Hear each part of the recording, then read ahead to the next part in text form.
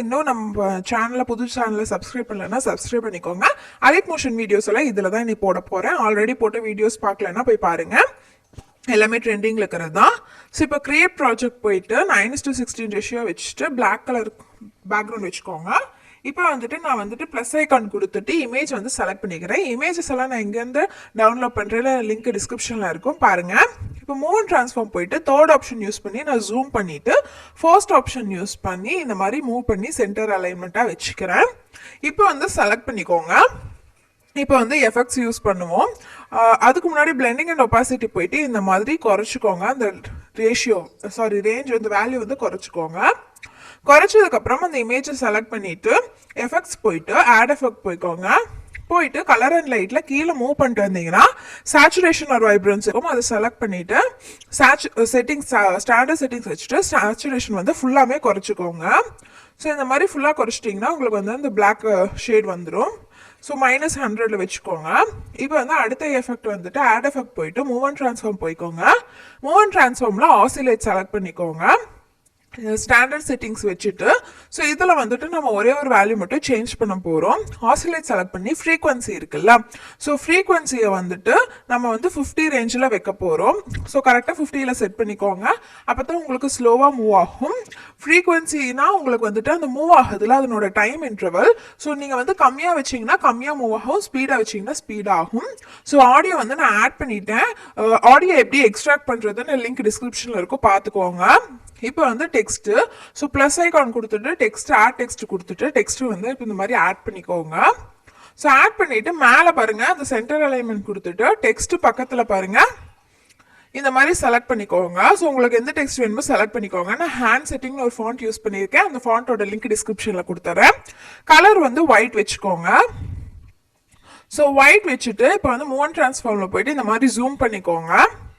உங்களுக்கு எந்த அளவுக்கு வேணுமோ அந்த ரேஞ்சில் வந்துட்டு ஜூம் பண்ணிக்கோங்க. ஸோ உங்களுக்கு பிடிச்ச ரேஞ்சில் தான் நீங்கள் வச்சுக்கோங்க. சேம் இதில் வைக்கணும்னு அளவு இல்லை. ஸோ பார்டர் அண்ட் ஷேடோ போயிட்டு தேர்ட் ஒன் தான் அதில் ஷேடோ ஆன் பண்ணிட்டு கலர் வந்து ஒயிட் கொடுத்துக்கோங்க. கீழே வந்துட்டு மூவ் பண்ணிங்கன்னா பொசிஷன் இருக்கா, ஸோ எக்ஸு ஒய் ரெண்டோட வேல்யூமே 0ல் வச்சுக்கோங்க. இந்த மாதிரி வச்சதுக்கப்புறம் மேலே வந்து சைஸ் வந்து கரெக்டாக 30ல் வந்துட்டு செட் பண்ணிக்கோங்க. வீடியோஸில் மேக்ஸிமம் 30 தான் யூஸ் பண்ணியிருப்போம். உங்களுக்கு அதிகமாக போச்சுன்னா ரொம்ப இதாக இருக்கும், அதனால 30 வச்சுக்கோங்க. இப்போ வந்து டெக்ஸ்ட் வந்து அந்த சாங் லிரிக்ஸ்க்கு ஏற்ற மாதிரி இருக்குதான்னு கரெக்டாக ப்ளே பண்ணி பார்த்து செட் பண்ணி வச்சுக்கோங்க. ஏன்னா இப்போ நம்ம கீ ஃப்ரேம் ஆட் பண்ணுவோம். ஸோ ஃபர்ஸ்ட் ஆட் எஃபெக்ட் போயிட்டு நீங்கள் வந்துட்டு கீழே மூவ் பண்ணிட்டு வந்தீங்கன்னா டெக்ஸ்ட் டிரான்ஸ்ஃபார்ம்னு இருக்கும், டெக்ஸ்ட் டிரான்ஸ்ஃபார்ம்னு இருக்கும். ஸோ அதை செலக்ட் பண்ணிவிட்டு டிரான்ஸ்ஃபார்மில் வந்துட்டு ஆல்ஃபான்னு ஒரு வேல்யூ இருக்கும். இது கீ ஃப்ரேம், ஸ்டார்டிங் ஒரு கீ ஃப்ரேம், எண்டிங் ஒரு கீ ஃப்ரேம் ஆட் பண்ணிக்கலாம். ஆட் பண்ணிவிட்டு இப்போ ஸ்டார்டிங் வந்துட்டு வேல்யூ பாருங்கள் -1ல் வச்சுக்கோங்க. -0.100 இல்லை, ஃபுல்லாமே குறைச்சிட்டு வந்தீங்கன்னா -1 இருக்கும். ஸோ அதுதான் எண்டிங் வேல்யூ. நெக்ஸ்ட் கிராஃப் இதில் வந்துட்டு 4th ஆப்ஷன் கொடுத்துக்கோங்க. அதுதான் உங்களுக்கு வந்துட்டு தேர்ட் தெரியுது அந்த 4 கிராஃபில் 4th ஒன் தான் நம்ம யூஸ் பண்ணியிருக்க கிராஃபு. சென்டரில் வச்சு கிராஃப் செலக்ட் பண்ணிங்கன்னா வந்துடும்.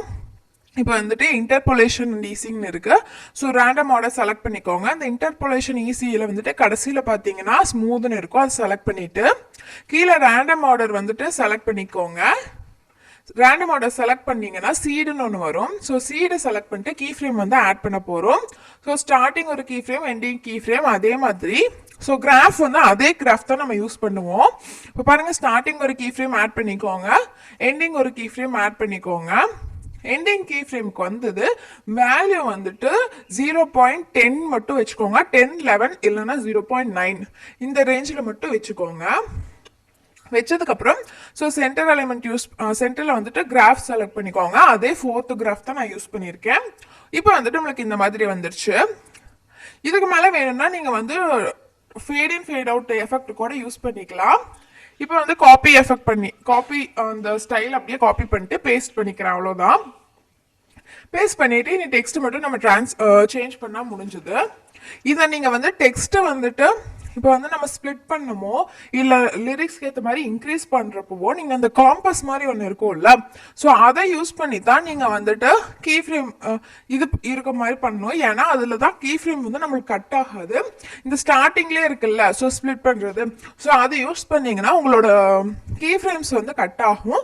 நீங்கள் வந்து இதே காம்பஸ் போய் பண்ணீங்கன்னா உங்களுக்கு கீ ஃப்ரேமோட சேர்ந்து உங்களுக்கு வந்துட்டு ஸ்ப்ளிட் ஆகும், கட் ஆகும், எக்ஸ்பேண்ட் ஆகும்.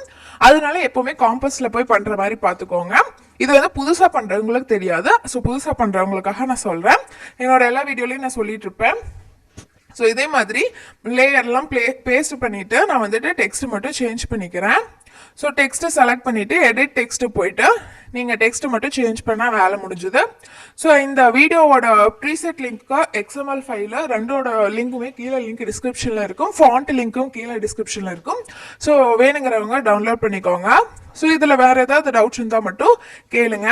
இதில் வந்துட்டு நீங்கள் இன்னொரு எஃபெக்ட் கூட யூஸ் பண்ணிக்கலாம், ஃபேட் இன் ஆர் ஃபேட் அவுட்டு. ஸோ அது வந்து உங்கள் இஷ்டம் தான். உங்களுக்கு இதே ஓகேன்னா இப்படியே வச்சுக்கோங்க, இல்லை அது உங்களுக்கு ஃபேட் இன்